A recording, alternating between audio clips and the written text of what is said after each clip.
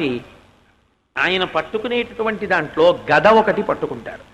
గద అనబడేటటువంటిది చాలా గదలు ఉంటాయి, చాలామంది పట్టుకుంటారు గద. స్వామి హనుమ కూడా గద పట్టుకుంటారు, దుర్యోధనుడు గద పట్టుకుంటాడు, భీముడు గద పట్టుకుంటాడు, జరాసంధుడు గద పట్టుకుంటాడు.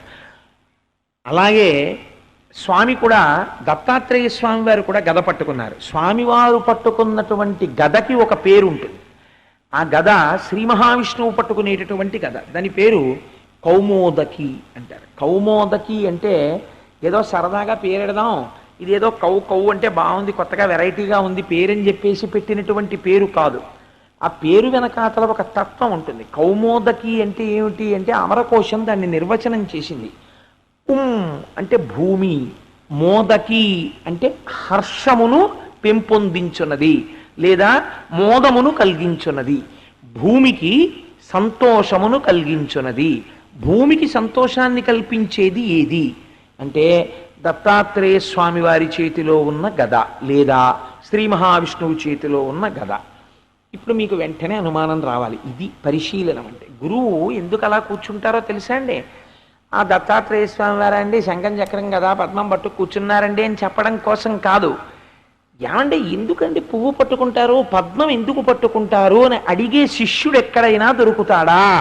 అలా ఎవరినైనా ప్రశ్న వేస్తారా? ప్రశ్న వేయడం అంటే బజార్లో అప్పు ఉన్నట్టు పట్టుకోమని అడగమని కాదు దాని ఉద్దేశం. పరిప్రశ్నేన సేవయా. గురు అయ్యా నేను అలా తెలుసుకోవడానికి అర్హుడనని మీరు అనుకుంటే నాకు తెలియచేయండి అని అడగాలి ఎప్పుడైనా అడిగితే. అంతేగాని ఇదేమిటండి అని అస్తమానం వచ్చి బజార్లోనూ కారు ఎక్కుతుంటేను, కారు దిగుతుంటేను, ఇంట్లో గడుతుంటేను మెదడిపోమ్మని కాదు దాని ఉద్దేశం. కాబట్టి కౌమోదకి అంటే భూమికి మోదమును కల్పించున్నది. భూమికి సంతోషం కలగడానికి దత్తాత్రేయుల వారి గద పట్టుకోవడానికి సంబంధం ఏమిటండి? అసలు ఏమైనా అర్థం ఉందా దానికి? ఆ మాటకి మరి ఎందుకు చెప్పింది అమరకోశం అలాగా? ఎందుకు దానికి కౌమోదకి అని పేరు పెట్టారు అంటే మీరు ఇక్కడ కొంచెం జాగ్రత్తగా పరిశీలనం చేయాలి. మీకు పురాణములను వింటున్నప్పుడు సాధారణంగా ప్రతి అవతార ఘట్టమునందు ఒక వాక్యం కనపడుతుంది. ఆ వాక్యం ఏమిటో తెలుసా అండి?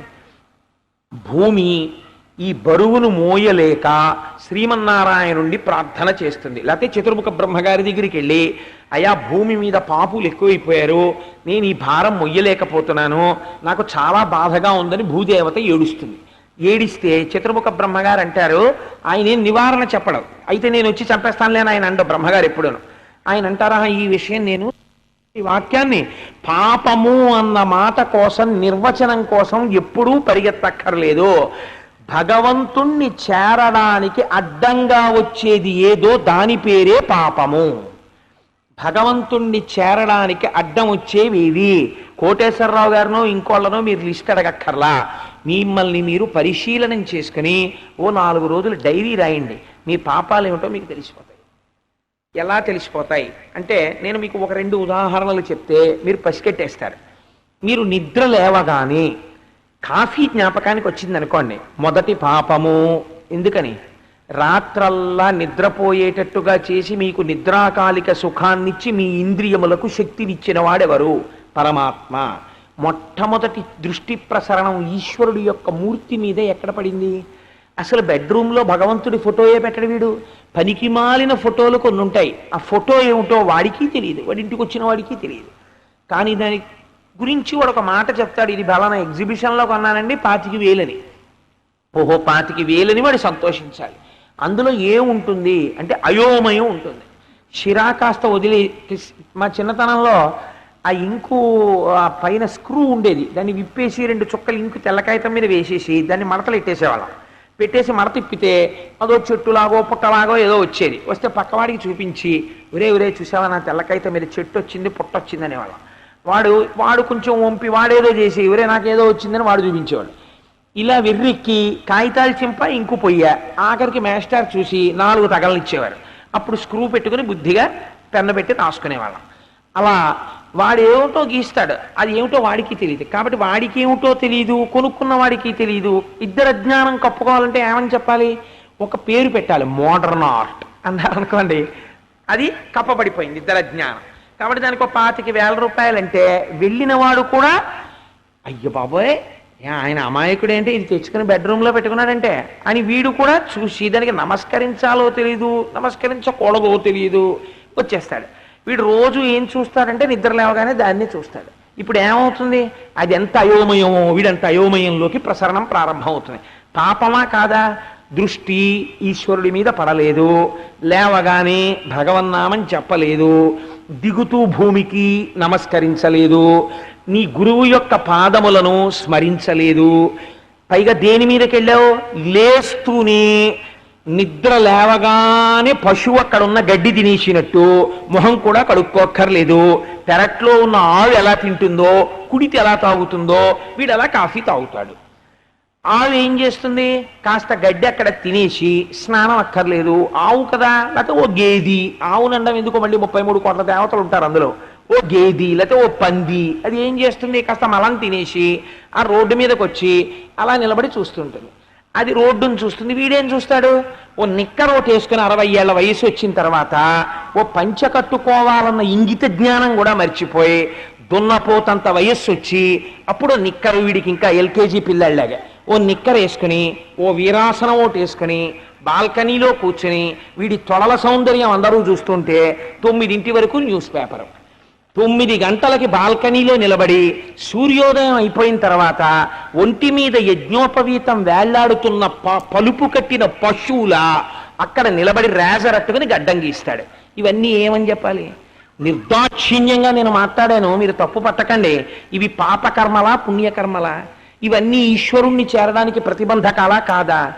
ఇవన్నీ నీకు చంటి పిల్లాడివా, నీకోడు వచ్చి చెప్పాలా? రైలు ఎక్కి నిక్కర వేసుకు తిరుగుతావా? రైలు ఎక్కినవాడు ప్యాంట్ వేసుకు తిరగాలతో ఓ పైజమా వేసుకోవాలని నీకు తెలియదు? రైలు ఎక్కేటప్పటికి నిక్కర్లా? ఎక్కడి నుంచి వచ్చింది సంస్కృతి? అంటే కలిపురుషుడు బాగా ప్రభావితం చేసి వదిలిపెట్టాడు. వదిలిపెడితే రాక్షసులు ఎక్కడ కనబడతారు? అప్పుడు మీరు ఏం చేయాలంటే, రామా ఆనాడు మీరు చాలా కష్టపడ్డారు, మారీచుణ్ణి చూడ్డానికి, తాటకని చూడ్డానికి మీకు విశ్వామిత్రుడు చెప్పవలసి వచ్చింది, ఈవిడ తాటక, ఈయనే మారీచుడని. మా జన్మలో మా అదృష్టం ఏమిటో తెలుసా? నాకు ఏ విశ్వామిత్రుడు అక్కర్లేకుండానే రాక్షసులు కనపడతారు, మేము గుర్తుపట్టగలం అని మీరు చూసి సంతోషించాలి. అంతే, అంతవరకే పనికొస్తాయేమో బహుశా అవి. కాబట్టి ఇవేమిటి? భగవంతుణ్ణి చేరడానికి అడ్డు వచ్చేటటువంటి ఇవన్నీ ప్రతిబంధకములే. ఈ ప్రతిబంధకములేమి? పాపములే. ఈ పాపాలు రోజు మూట కట్టి భగవంతుడి వైపుకి వెళ్ళడానికి టైము లేదు. భగవత్కథ వినడానికి టైం ఉండదు, భగవంతుడి గురించి నామం చెప్పడానికి టైం ఉండదు. భగవంతుడిచ్చిన నోటితో 24 గంటల్లో ఎన్ని పనికిమాలిన కబుర్లు మాట్లాడతాడో. శ్రీరామ శ్రీరామ శ్రీరామ అని 3 మాటలు అనడానికి వాడికి టైం ఉండదు. విష్ణు సహస్రం చదవరా? టైం ఉండదు.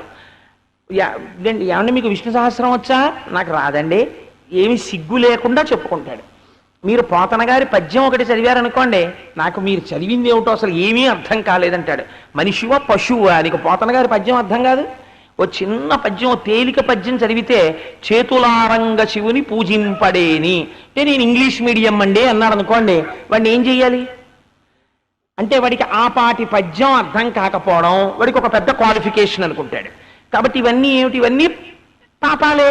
ఈ పాపాలన్నీ పెరిగిపోతుంటే ఎవడు సృష్టించి, ఎవడు నీకు ఇంద్రియాలిచ్చి, ఎవడు నీకు జ్ఞాపక శక్తినిచ్చి, ఎవడు బుద్ధినిచ్చి, ఎవడు నువ్వు తిన్నదాన్ని జీర్ణం చేస్తున్నాడో, ఎవడు నీలో బుద్ధి అయి ఉన్నాడో, ఎవడు నీ ఊపిరి తీస్తున్నాడో, ఎవడు నీకు పిల్లలు కలిగేటట్టు తేజస్సునిచ్చాడో, ఎవడు నీకు చదవగలిగినటువంటి శక్తినిచ్చాడో, ఎవడు ఐశ్వర్యం ఇచ్చాడో, ఎవడు భార్యనిచ్చాడో, ఎవడు బిడ్డలనిచ్చాడో, ఎవడు ఐశ్వర్యాన్ని ఇచ్చాడో, ఎవడిచ్చిన మంచం మీద నువ్వు పడుకుంటున్నావో అన్నీ మరిచిపోయి వాడొక్కడిని వదిలిపెట్టి ఊళ్ళో అందరి గురించి నువ్వు తిరుగుతుంటావు. ఇది పాపం కాదు? ఈ పాపము మూట కడితే భూదేవికి అసహ్యం లేదు చూసి. ఎందుకని?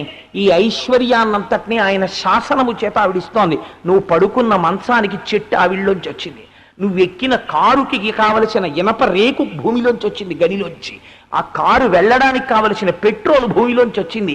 ఇవి అనుభవించే ముందు నువ్వు ఒక్కనాడు ఈశ్వరుడికి నమస్కారం చెయ్యవు. ఈ పాపమును తట్టుకోలేక ఆవిడ భూమి భారాన్ని తో బాధపడుతుంది. ఛీ, దుర్మార్గులు ఎక్కువైపోయారు, వీళ్ళని నేను మొయ్యను అంటుంది. అంటే అప్పుడు స్వామి అంటారు, వాళ్ళని నేను తీసేస్తాను అంటారు. ఇప్పుడు శ్రీమన్నారాయణుడిగా వస్తే, అవతారంలో వస్తే ఒక రాక్షసుణ్ణైతే ఆయన వెనకనున్న రాక్షసులనైతే చంపుతాడు. కలియుగంలో రాక్షసుడెవరో మనుష్యుడెవరో తెలియదు, అలా ఉంటారు అందరూ.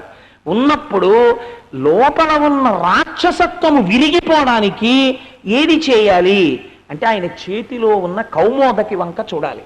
చూసి నమస్కరిస్తే ఆ ఆయుధం వంక, ఈశ్వర ఎన్ని పాపాలు మూట కట్టుకుంటున్నానయ్యా, ఒక్కనాడు భగవన్నామని చెప్పను, ఒక్కనాడు ఒక ప్రదక్షిణం చెయ్యను, ఒక దేవాలయంలోకి వెళ్ళను, ఒక దీపం పెట్టను, ఒక ధూపం చూపించను, ఒక ఘంటానాదం చెయ్యను, ఒక నైవేద్యం పెట్టను, ఎందుకు ఈ బ్రతుకు కాల్సన? మీరు ఎప్పుడైనా అంటే మీరు మహాప్రాజ్ఞులు, నేను మీ గురించి చెప్పట్లేదు, నాబోటివాడు మనం సాధారణంగా ఎప్పుడైనా ఖాళీగా ఉంటే ఓ పని చేస్తుంటాం. ఎన్ఎస్సి సర్టిఫికెట్లు డేట్ ఆఫ్ మెచ్యూరిటీ ఎప్పుడోసారి చూడు, డేట్ దాటిపోతుందేమో అని ఒకసారి చూసుకుంటాడు పుస్తకంలో రాసుకొని. లేకపోతే ఫిక్స్డ్ డిపాజిట్ మెచ్యూరిటీ డేట్ ఎప్పుడు వచ్చిందో చూడంటాడు. పనికి మాలినవన్నీ చూసుకుంటాడు. ఇంకా ఖాళీగా ఉన్నాడు అనుకోండి, ఆ పాత పేపర్లు ఎన్నున్నాయో లెక్కెట్టుకుంటాడు. ఈ పేపర్ 30 పైసలకు అమ్మితే ఎంత వస్తుందో అని. ఇన్ని చేస్తావు కదా, ఎప్పుడైనా నేను వెళ్ళిపోయినటువంటి ఫలానా సంవత్సరంలో 365 రోజుల్లో ఒక్కొక్క రోజు ఎంతసేపు భగవన్ సంబంధముతో నేను బ్రతికి ఉన్నాను అని ఆలోచించారనుకోండి, 24 గంటల్లో 12 గంటలు నిద్రకు వెళ్ళిపోయింది. 12 గంటలు ఏంటండి, 18 గంటలు ఉన్నా చాలదు మనకి.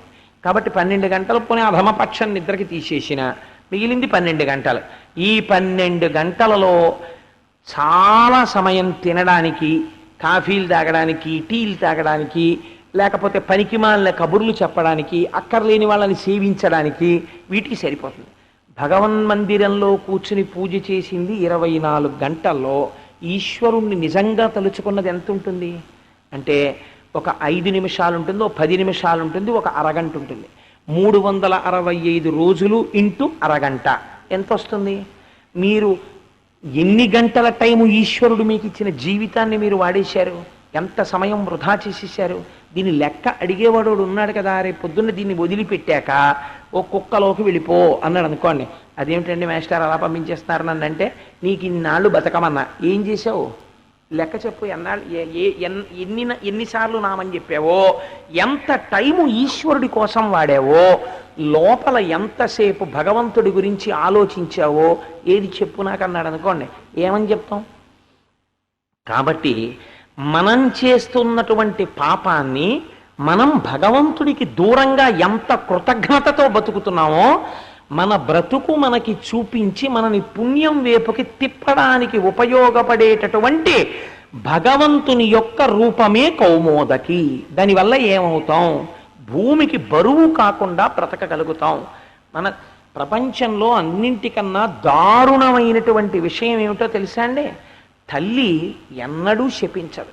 అమ్మకి అన్నం కూడా పెట్టలేదనుకోండి, వాడు అన్నం పెట్టనటువంటి పిల్లవాడు ఇంట్లో ఉంటే వాడు రాజభోగాలు అనుభవిస్తున్నాడు, ఎంతో ఐశ్వర్యం ఉంది, కానీ వాడు అమ్మకి మాత్రం అన్నం పెట్టాడు. అమ్మని రోడ్డు మీదకి వదిలేశాడు. అమ్మ అన్నం లేక 4 ఇళ్లల్లో పాచి పని చేసుకుని అన్నం తింటోంది. ఈ అన్నం తింటున్న అమ్మ ఆశీర్వచనం ఏం చేస్తుందో తెలుసా అండి? ఎవరైనా కనపడి, ఏమమ్మా దున్నపోతులా ఉన్నాడు, అంత సంపాదించాడు, నీకు అన్నమే పెట్టడా అని అడిగితే అమ్మ అంటుంది, పోన్లేవయ్యా, నాకు అన్నం పెట్టకపోయినా మా వాడు అలా కులాసాగా సంతోషంగా ఉంటే చాలు, వాడికి ఏమి ఇబ్బంది లేదు కదా, వాడు సుఖంగా ఉన్నాడా అంటుంది. అమ్మ అన్న మాటలో ఉన్న గొప్పతనం అసలు తన కొడుకు కానీ, తన కూతురు కానీ, తన కడుపున పుట్టిన వాళ్ళు కానీ పాడైపోవాలని అమ్మ కోరదు. అటువంటి అమ్మ నా కొడుకు మంచివాడు అన్న భావనతో బ్రతికిందనుకోండి చాలు, ఇంకా మీకు ఏ సర్టిఫికెట్ అక్కర్లేదు ప్రపంచంలో. అమ్మ సంతోషిస్తే చాలు. అందుకే భూమికి భారమైపోకుండా బ్రతికితే చాలు. భూమికి భారమైపోకుండా బ్రతకాలంటే పాపిగా బ్రతకకుండా ఉంటే చాలు. పుణ్యం చెయ్యాలంటే భగవంతుడి గురించి స్మరించి బతికితే